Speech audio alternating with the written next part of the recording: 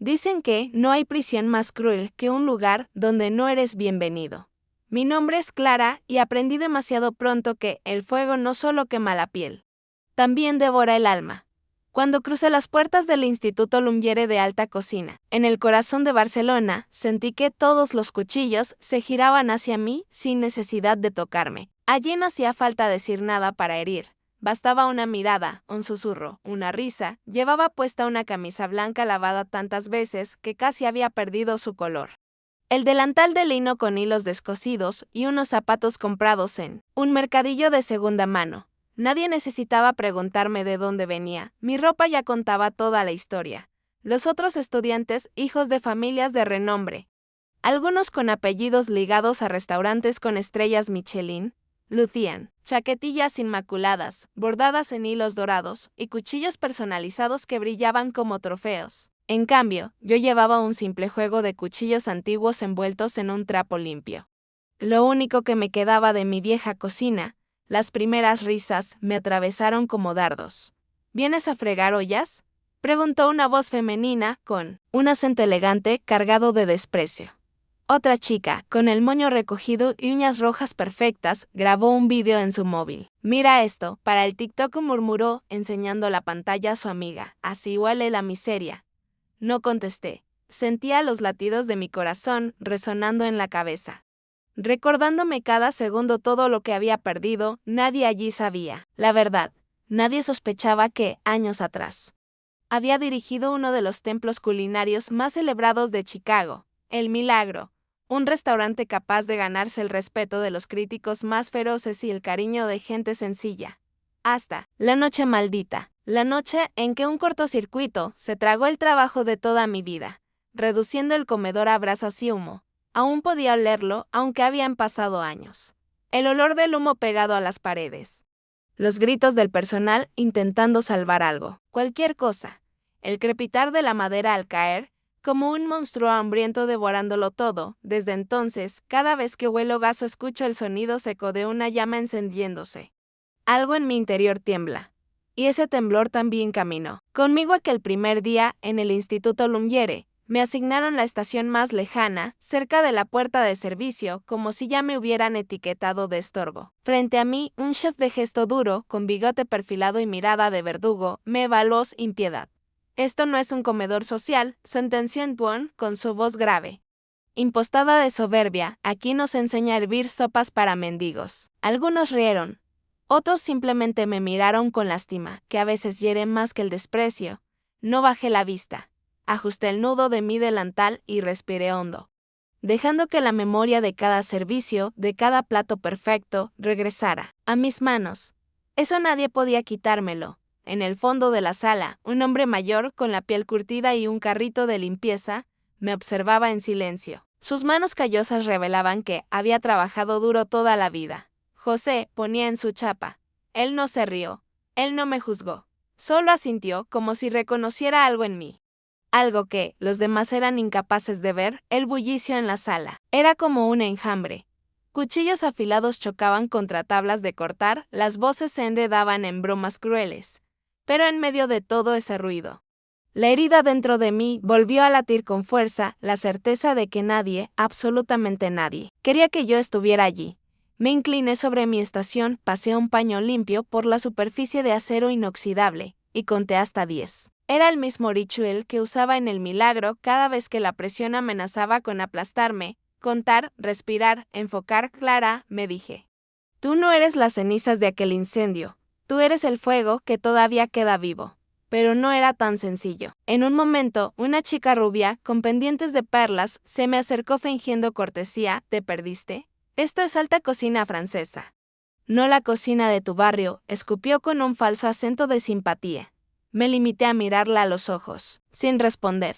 Oh, qué pena, añadió ella. Bueno, al menos podrás limpiar nuestras tablas de cortar. Una carcajada estalló a mi alrededor, tan afilada como una cuchilla. Por dentro, sentí como me ardían las mejillas. Como una sombra de rabia, se retorcía en mis entrañas. Pero no le di el gusto de verme débil. Respiré otra vez, muy hondo. Cerré los ojos un instante y en mi mente vi aquel comedor del Milagro lleno de gente aplaudiendo el plato que había soñado durante años. Recordé el sabor del fondo de ternera con vino tinto. La textura perfecta del bogavante que me había costado 1000 pruebas lograr. Eso era real. Eso era mío.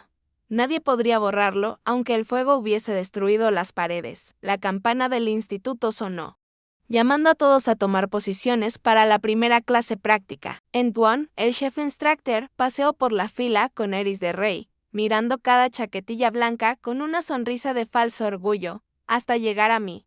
Se detuvo un segundo. Bajó la vista a mis zapatos viejos y soltó un bufido. ¡Qué desperdicio! Despacio dijo en voz baja, solo para que yo lo escuchara. Yo apreté los labios, tragué saliva y levanté la barbilla. Ese instante, con el eco de los cuchillos alrededor. El olor a hierbas frescas y acero reluciente me devolvió a la batalla. La cocina es guerra, pensé, y yo había peleado en peores trincheras que esta. Mientras la voz de Nguyen resonaba enumerando las recetas de la jornada. Sentí que la sangre me hervía.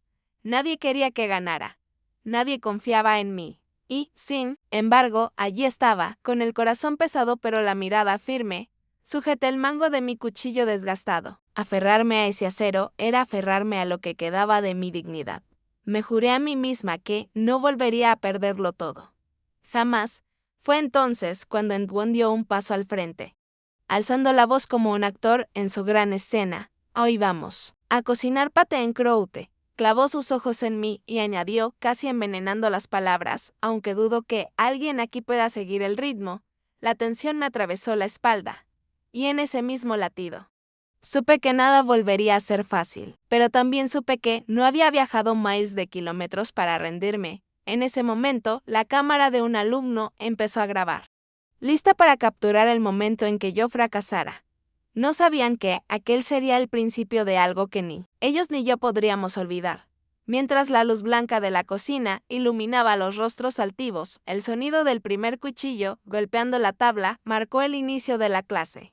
Y con él comenzaba también mi guerra silenciosa. La cocina es escenario de muchas batallas, pero pocas duelen tanto como aquellas que se libran con palabras.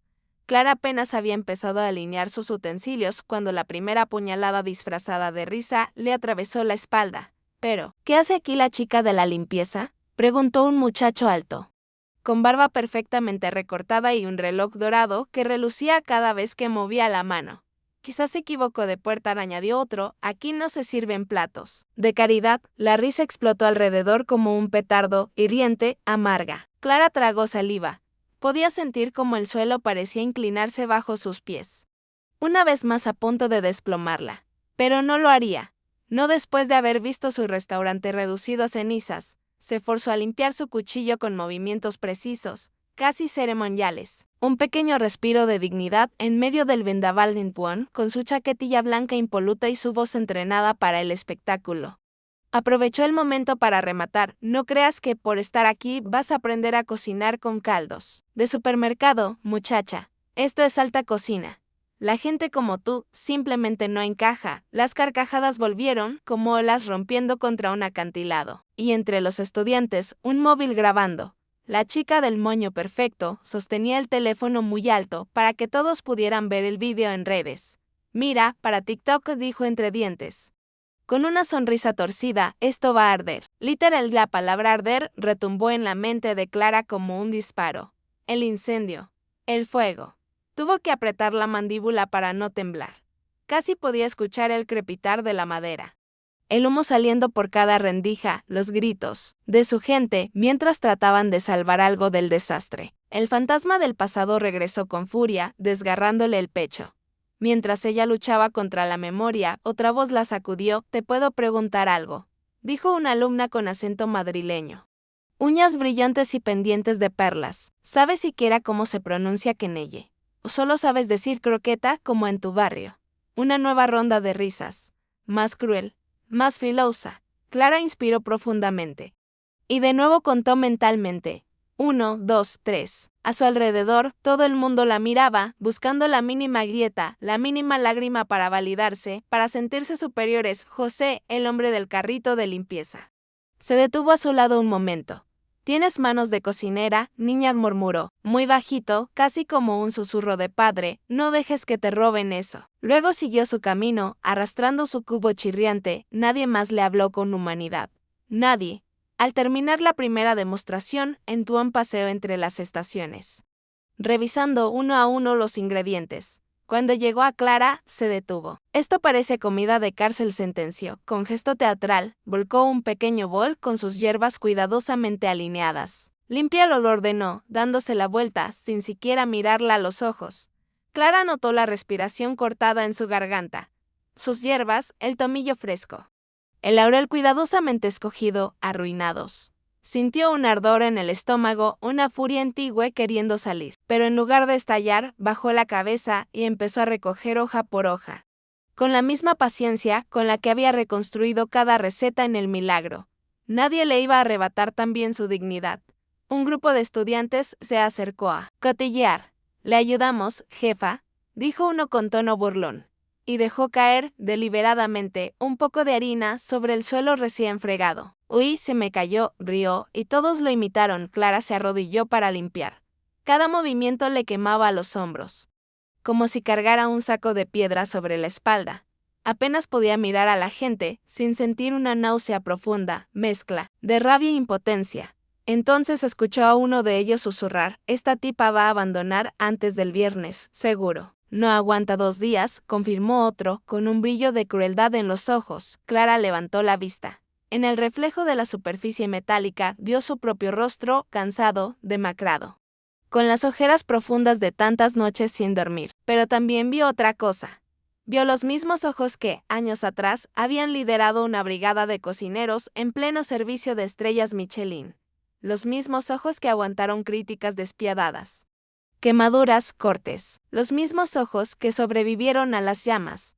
Respiró hondo, cuando se puso de pie, con la harina todavía pegada a sus rodillas. Algo en su postura cambió. No era sumisión. Era la calma del soldado que vuelve a la línea de fuego porque sabe que no tiene otra opción. «¿Vas a llorar?», preguntó la chica de pendientes de perlas, con una mueca venenosa. Clara sostuvo su mirada sin parpadear.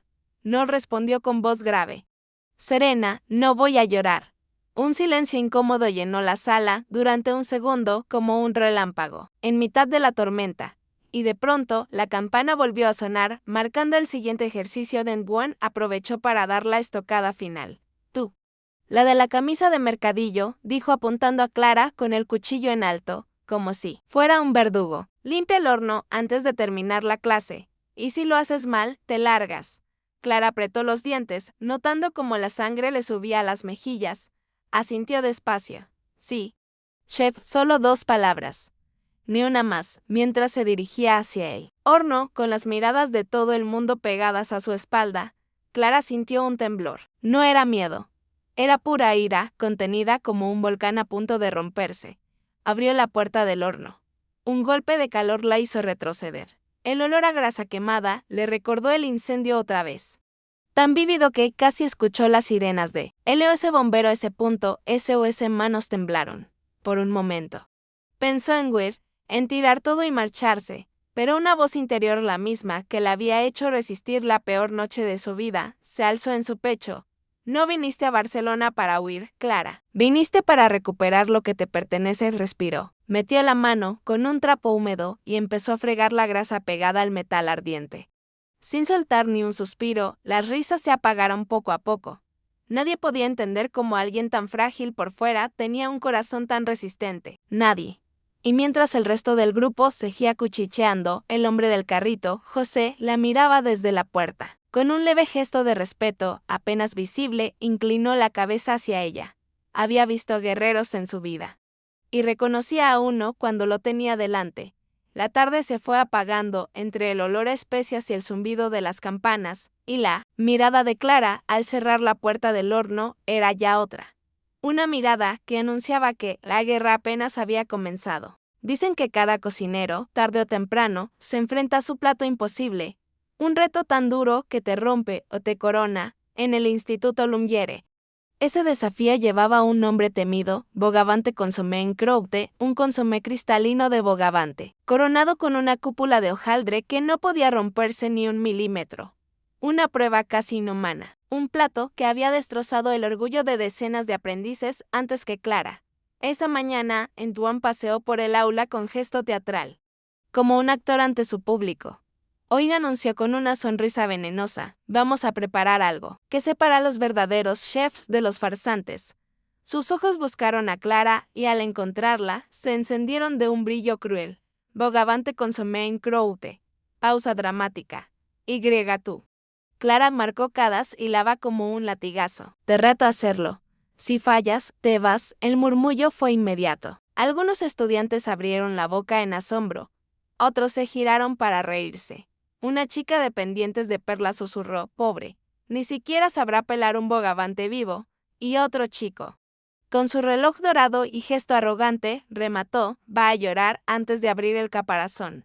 Clara no dijo nada. Sintió un nudo duro en la garganta, pesado como una piedra. El recuerdo del incendio se agitó dentro de ella: humo, calor, el estallido de un cristal.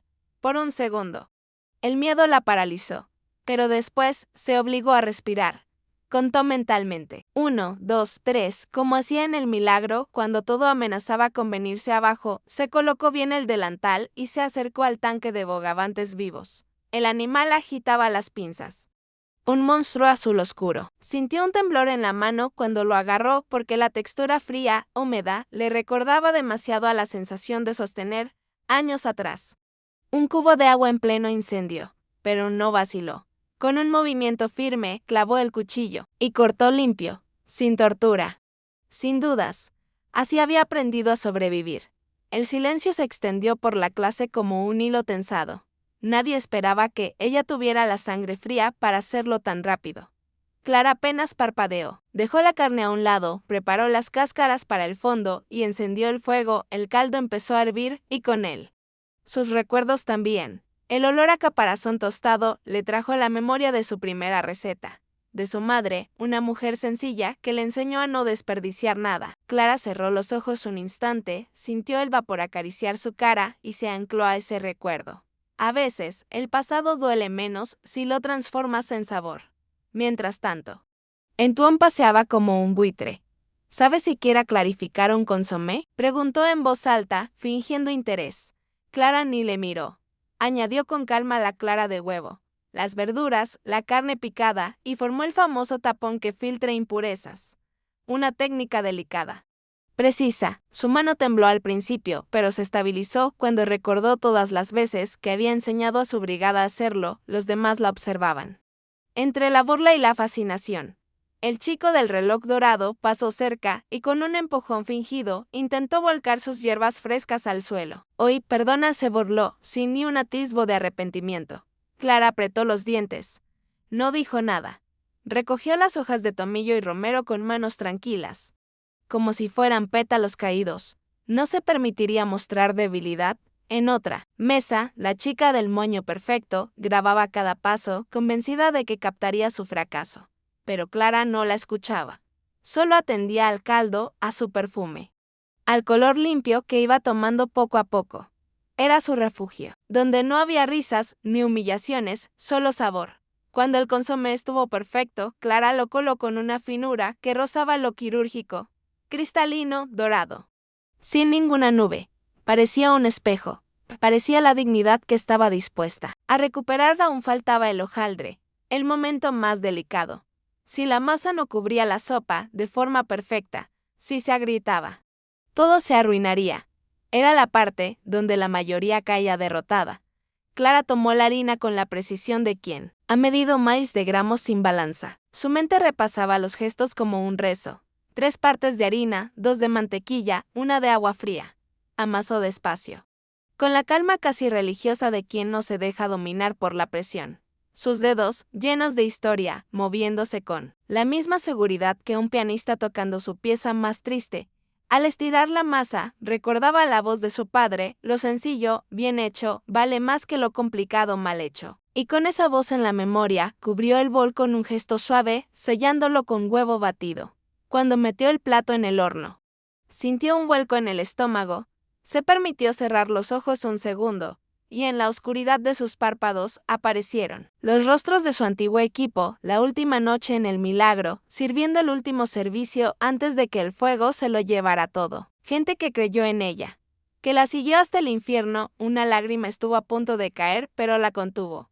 Ahora no, todavía no. El horno lanzó un aroma que se extendió por toda la sala, obligando a los demás a callar. Entwon, al percibirlo, frunció el ceño. No podía soportar que la mujer, a la que había humillado, se atreviera a brillar. El reloj marcó 17 minutos y 30 segundos.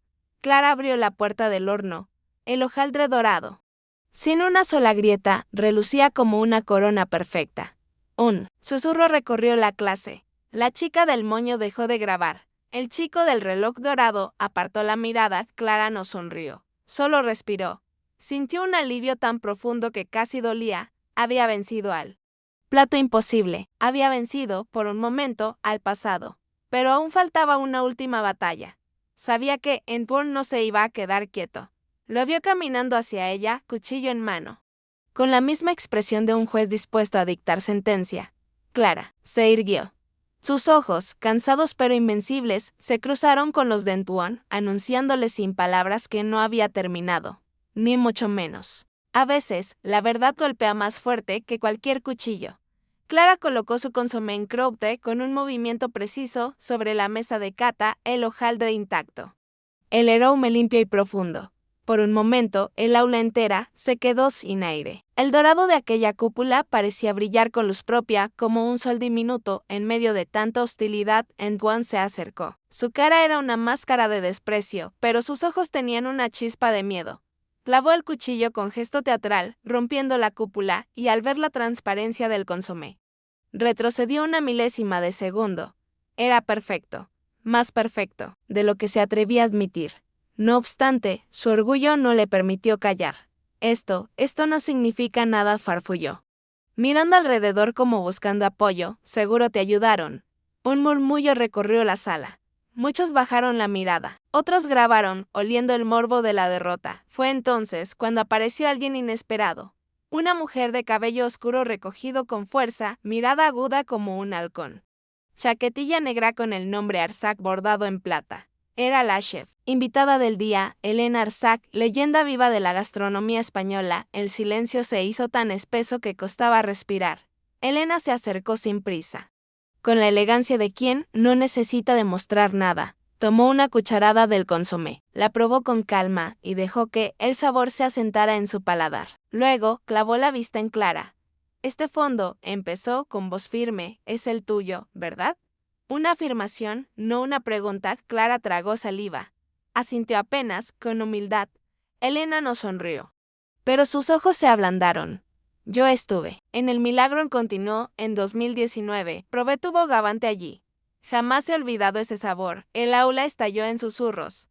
La chica del moño perfecto abrió los ojos como platos. El chico del reloj dorado apretó los labios, mudo por primera vez. Entwon enmudeció, petrificado, incapaz de procesar que esa mujer, la misma a la que había llamado chica de la limpieza, había sido responsable de uno de los platos más admirados de la alta cocina americana. Clara sintió como la vergüenza, el dolor, la furia, todos esos sentimientos que había tragado durante días, pugnaban por salir, pero no los dejó escapar. Solo respiró. Se sostuvo en la mirada de Elena, que la sostenía como un ancla, y dejó que esa pequeña dignidad la protegiera. De pronto, un alumno, incrédulo, sacó su móvil para buscar en internet. Tecleó el nombre de Clara el Milagro. En segundos, aparecieron decenas de artículos, fotos de platos espectaculares, críticas llenas de elogios. Una imagen, en especial, le golpeó el estómago. Clara, joven, sonriente, vestida con chaquetilla blanca impecable, alzando un premio. Dios, murmuró el alumno. Era verdad. Entwon intentó recuperar la compostura. Eso no significa que pueda enseñarnos algo aquí, bramó. La voz cada vez más rota. Una estrella caída no ilumina a nadie. Pero nadie le escuchó ya. Las miradas estaban fijas en Clara. Miradas de respeto, de culpa, de sorpresa. Y también de admiración. Fue entonces cuando José, el hombre de la limpieza, cruzó la puerta. Se había quedado observando todo desde el pasillo. Con paso sereno, se acercó a Clara y le entregó un pequeño papel arrugado. Jefa le dijo con voz queda, para usted. Clara lo abrió.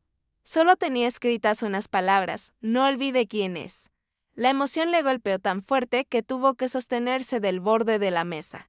No era solo una frase, era un recordatorio de todo aquello que había querido enterrar para sobrevivir. Elena le colocó una mano en el hombro. ¿Vas a volver?, preguntó, sin rodeos. Clara la miró, los ojos nublados por lágrimas contenidas. No los confesó con honestidad, tengo miedo. Elena sintió despacio.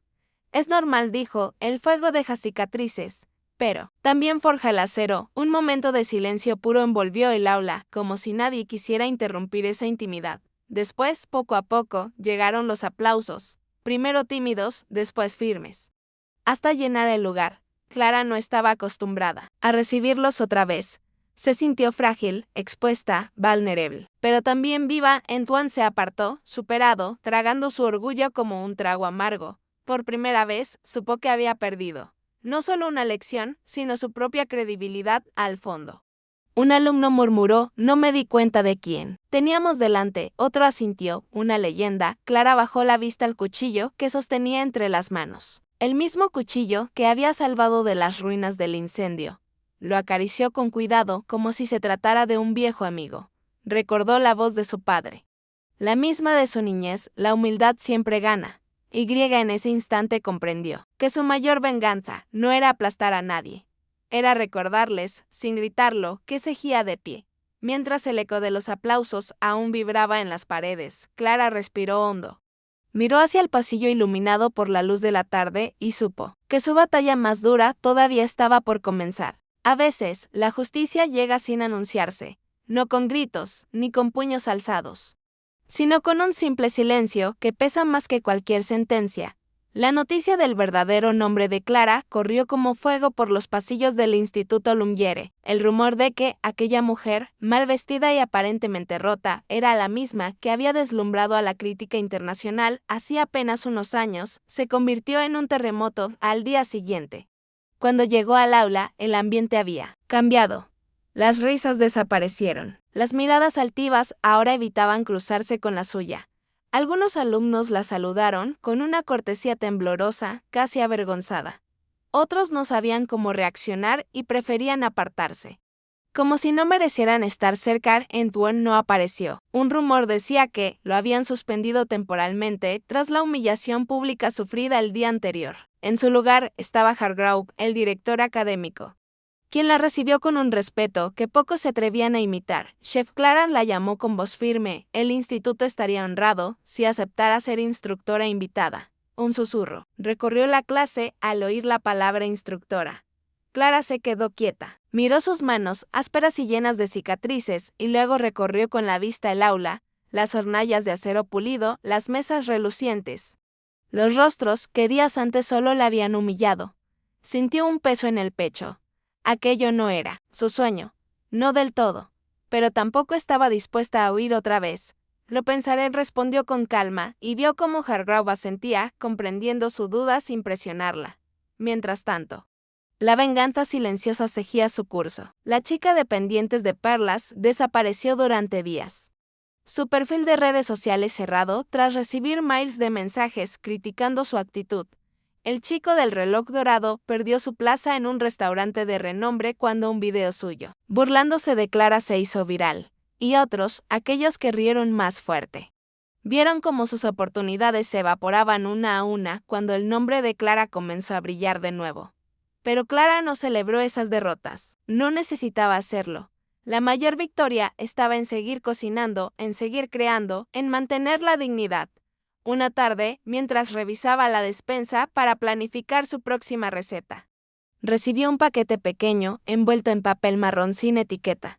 Al abrirlo, encontró un cuchillo. Su hoja relucía, perfectamente afilada, y el mango mostraba sus iniciales grabadas con discreción. Junto al cuchillo, una nota en una caligrafía firme: no olvides quién eres. Firmado, Gordon Ramsay. Un estremecimiento le recorrió la columna, apretó el mango con fuerza, y por un momento, la emoción casi la desbordó.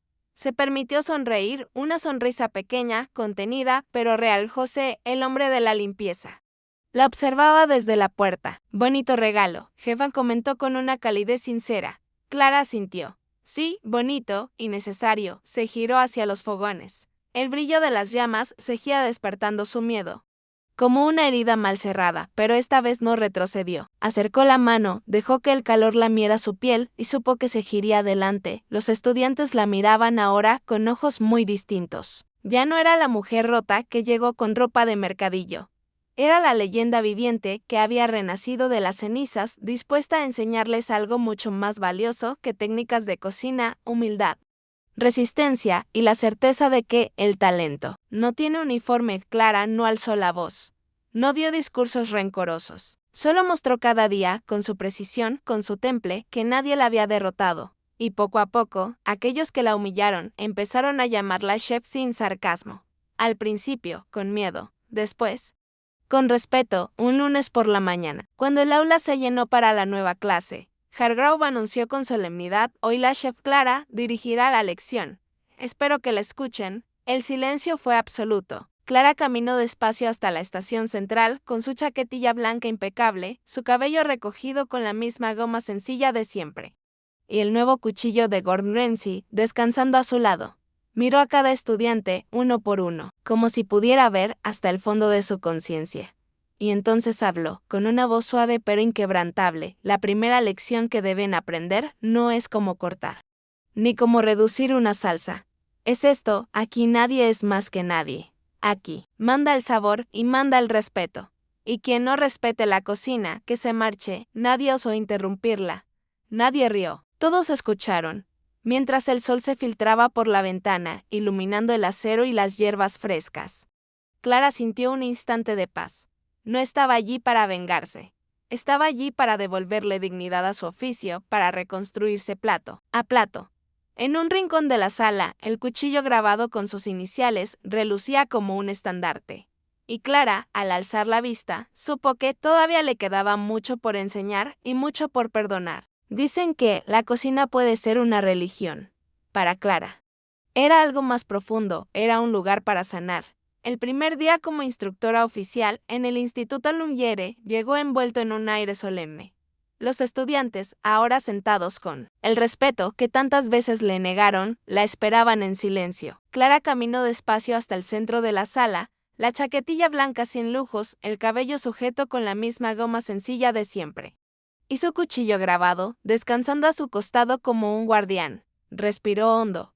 Sintió el olor a hierbas frescas, a acero pulido, al pan recién horneado en el horno.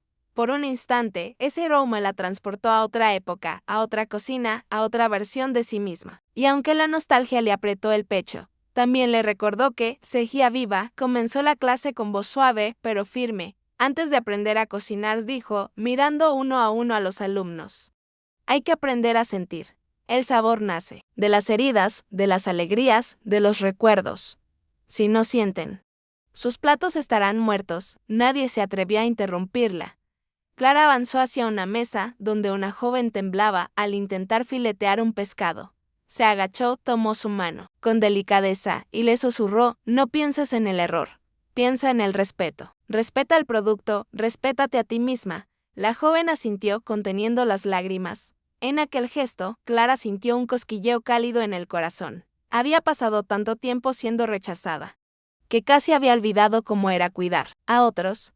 Esa chispa, tan pequeña y tan humana, la reconcilió consigo misma. Un alumno levantó la mano, dudando. Chef, preguntó con voz baja: ¿cómo se sigue adelante cuando te lo arrebatan todo? Clara guardó silencio unos segundos. Miró sus propias manos, marcadas por quemaduras antiguas. Y luego alzó los ojos al muchacho. Nunca te lo arrebatan todo, dijo, siempre te quedan tus manos. Y si conservas tus manos, puedes volver a empezar. Un murmullo de respeto recorrió el aula. Clara sintió que algo dentro de ella sanaba al pronunciar esas palabras. Como si cada frase, cada enseñanza, la ayudara a reconstruirse de nuevo. Mientras supervisaba las estaciones de trabajo, reparó en el brillo del horno. Recordó el incendio, la furia de las llamas, el olor a madera quemada. Su cuerpo se tensó. El miedo regresó como un latigazo. Pero no se permitió retroceder, se obligó a acercarse al fuego. a mirarlo de frente, a entender que ya no la controlaba. Esta vez, el fuego era suyo. José, el hombre de la limpieza, la observaba desde la puerta. Levantó un pulgar, discreto. Clara le devolvió una sonrisa leve. Cómplice. Él había sido testigo de todo su camino, desde la humillación hasta este renacer. Al acabar la clase, un grupo de alumnos se acercó a felicitarla. Entre ellos, la misma joven que antes temblaba con el pescado. Chef dijo: «Gracias. Hoy he aprendido más que en todo el curso». Clara la miró con ternura.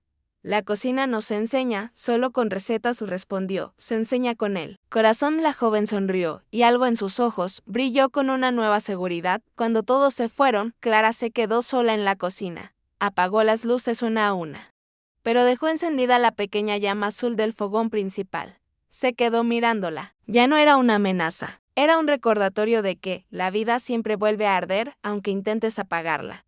Sacó el cuchillo de Gordon Ramsay de su bolsa. Lo sostuvo entre las manos, sintiendo el peso equilibrado.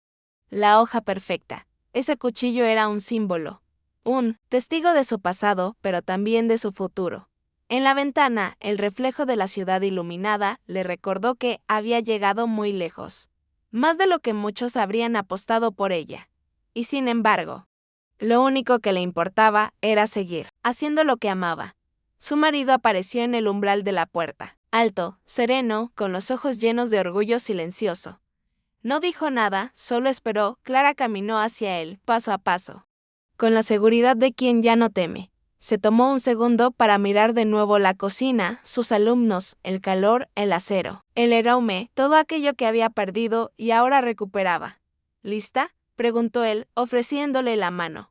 Clara asintió. Lista. Y mientras salía de la sala, comprendió que su legado no sería solo la técnica, ni los premios, ni la fama.